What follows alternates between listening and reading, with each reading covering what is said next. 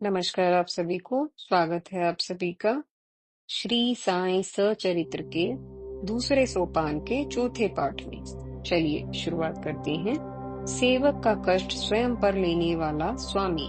स्वामी सेवकों से सेवाएं लेते हैं अतः एक प्रकार से उन्हें कष्ट दिया करते हैं, किंतु साईं ऐसे दयालु कृपालु साईं मालिक नाथ स्वामी थे कि सेवकों का कष्ट स्वयं झेलने को प्रस्तुत रहा करते थे। ऐसे दयालु मालिक की भी जो सेवा न करे, उस अभागे मनुष्य को क्या कहा जाए। अपनी कृपा से रोगी के कष्ट का निवारण तो मामूली बात हुई, कष्ट बड़ा हो और अन्य उपाय न हो तो साईं भक्तों का कष्ट स्वयं झेल कर भी भक्तों को सुखी करते थे।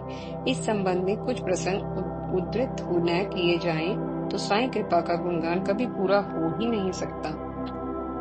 1909 में नारायण गांव जिला पूना के रहने वाले भीमाजी पाटिल क्षय रोग के शिकार हो गए। अनेक प्रकार की चिकित्साओं के बाद भी उन्हें कुछ लाभ न हो सका। साईं की कीर्ति उनके कानों में पड़ चुकी थी। साईं भक्त नाना साहेब चंदोरकर उनके परिचितों में से थे।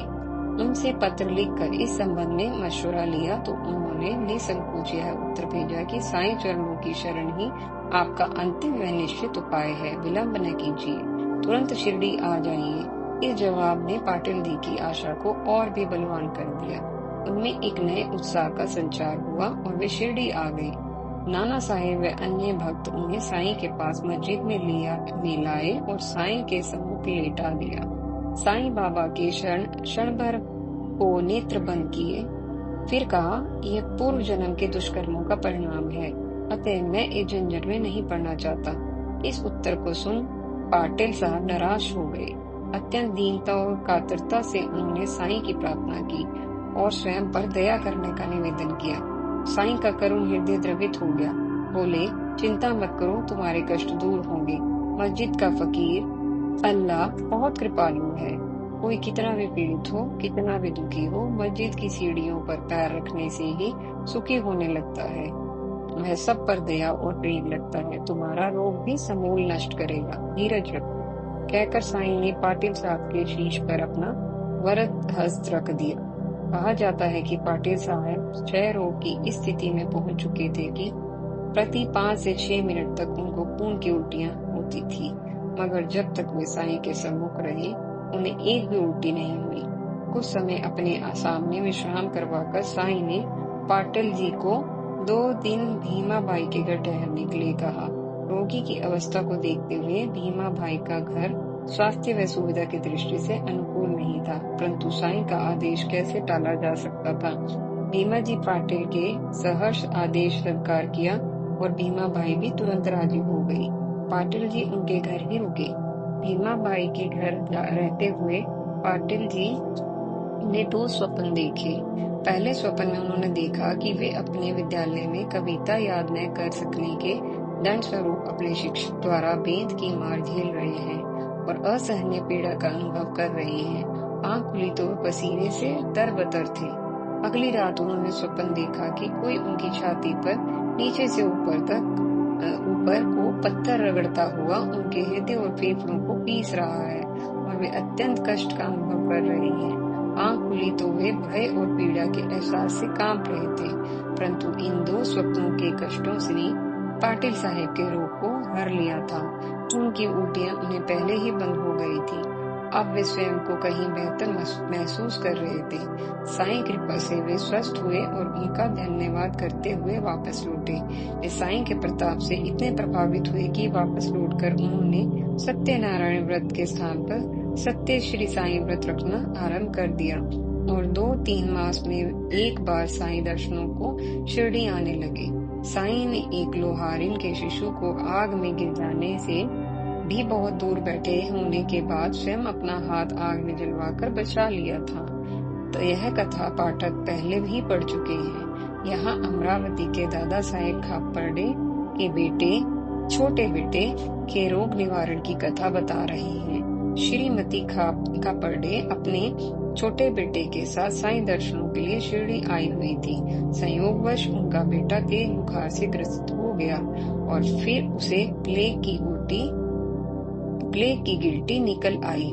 पुत्र का कष्ट देख माता घबरा गई। शिरडी जैसे छोटे स्थान पर उपचार संभव नहीं होगा। ऐसा सोचकर श्रीमती खापर्डे ने अमरावती लौट जाने का मन बनाया और शिरडी में अधिक दिन रुकने का अपना पूर्व निर्धारित कार्यक्रम रद्द कर दिया। साईं तब बाड़े इनके वर्तमान का समाधि मंदिर के पास से हवाखोरी को जा रहे थे। तब श्रीमती खापर्डे वहां उपस्थित हुई और साईं से वापस जाने की अनुमति मांगने लगी। साईं ने अकस्मात कार्यक्रम में परिवर्तन का कारण पूछा तो श्रीमती खापर्डे ने कंपित व दुखी स्वर में अपने पुत्र के प्लेग ग्रस्त होने का समाचार दिया। साईं तो अंतर्यामी थे, मात्र भक्त के मुख से सुनने की प्रतीक्षा करते थे। वे प्रेम पूर्वक आश्वासन देते हुए बोले, अभी आकाश में बादल छाए हुए हैं, शीघ्र ही वे छट जाएंगे, तब आकाश पूर्वत स्पष्ट हो जाएगा। ममता की मारी माँ साईं के इस आश्वासन का अर्थ नहीं समझ पाई। साईं के साथ घूम रहे जो 2-4 भक्त वहाँ थे, वे भी साईं के कथन का अर्थ पूर्णतः समझ न पाए। तब साईं ने अपनी कफनी कमर पर तक उठा दी और बोले, देखो अपने भक्तों के लिए मुझे कितना कष्ट उठाना पड़ता है, परंतु भक्त मेरे हैं, अतः उनके कष्ट भी मेरे हैं। वहाँ उपस्थित सभी लोग साईं के शरीर पर अंडों के समान मोटी 4 गिल्टियां देखकर स्तंभ रह गए। कहने की आवश्यकता नहीं कि श्रीमती खापर्डे का पुत्र साईं की इस लीला के बाद रोग मुक्त हो गया। विश्लेषण: उपाय भी तभी काम करते हैं जब संभावना होती है। यह ज्योतिष शास्त्र का एक सामान्य नियम है। इसीलिए कहा जाता है कि अच्छे डॉक्टर या अच्छे ज्योतिष से भेंट ही तब होती है जब अच्छा समय आने वाला होता है। इससे पूर्व कोशिश करने पर भी ज्योतिष डॉक्टर से भेंट नहीं हो पाती। भेंट हो भी जाए तो बताए हुए उपाय करने के लिए रोगी प्रेरित ही नहीं होता या किसी अन्य कारण से कर नहीं पाता। यह सिद्धांत प्राय हर स्थान पर लागू होता है, परंतु योग बल, ईश कृपा, वरदान से संभावना न भी हो तो कोई न कोई विकल्प मिल ही जाता है। यह विशेष नियम है। कंस के लाख उपायों के बाद भी श्री कृष्ण का जन्म हुआ। वे सकुशल जेल से निकल भी गए।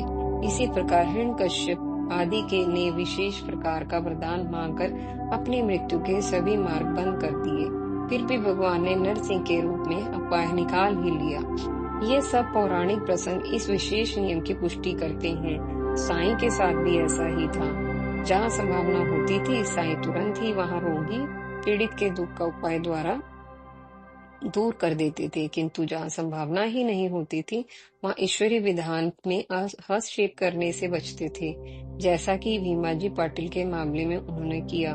किंतु महात्मा एवं उदार मना होने से जब पाटिल जी के आर्तनाद करने पर करुणा सागर का हृदय पसीज गया तो उन्होंने रोग मुक्ति का आश्वासन देकर उपाय का मार्ग खोज निकाला, जिससे रोगी को आराम भी आ जाए और उसके पूर्वकृत पापों का दंड भी मिल जाए, जिससे ईश्वरीय विधान में हस्तक्षेप भी न हो।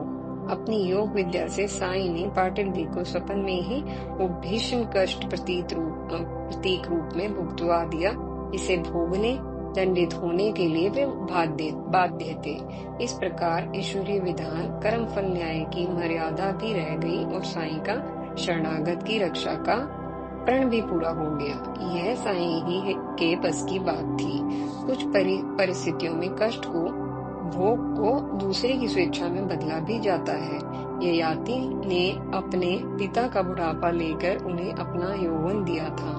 बाबर ने हुमायूं की प्राण रक्षा के लिए खुदा से यह प्रार्थना की थी कि मेरी आयु मेरे पुत्र को दे दो और उसके कष्ट मुझे दे दो। इतिहास गवाह है कि सच्चे दिल से की गई इस प्रार्थना के कुछ ही समय बाद हुमायूं मौत के मुंह से वापस होकर रोग मुक्त हो गया था और बाबर की मृत्यु हो गई थी।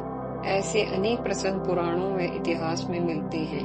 साईं बाबा की दया और भक्त वत्सलता की हद यह थी कि जहाँ किसी भी उपाय की संभावना न होती, वहाँ वे अपने भक्तों को के कष्ट स्वयं पर लेकर भी भक्तों को सुख पहुंचाते थे। लोहारिन के पुत्र को आग में गिरने से बचाने के लिए स्वयं अपना हाथ दूसरे स्थान पर अग्नि में जला लेना और श्रीमती खापर्डे के पुत्र को रोग मुक्त करने के लिए उसकी गिल्टियां अपने शरीर पर ले लेना आदि इसी उदारता के परिणाम थे। अपने भक्तों का योगक्षेम वहन करना ही साईं के जीवन का लक्ष्य था। यही उनकी सिद्धियों का तथा शक्तियों का सदुपयोग था। उपाय से तिगड़म जुगाड़ से वे भक्तों के कष्ट हरा करते थे, और जहाँ उपाय या तिगड़म यानी विशेष उपाय जैसा श्री पाटिल के मामले में साईं ने किया कि भी गुंजाइश न होती, वहां वे स्वयं ही अपने भक्तों के कष्ट झेल लेते थे। इन गुणों तथा विशेषताओं के आधार पर श्री साईं को प्रभु का अवतार मानने की स्वतः ही प्रेरणा होने लगती है। इसी के साथ हमारे चौथे पाठ का समापन होता है। हम आपसे फिर मिलेंगे दूसरे सोपान के 5वें पाठ में। तब तक के लिए आपका बहुत बहुत धन्यवाद।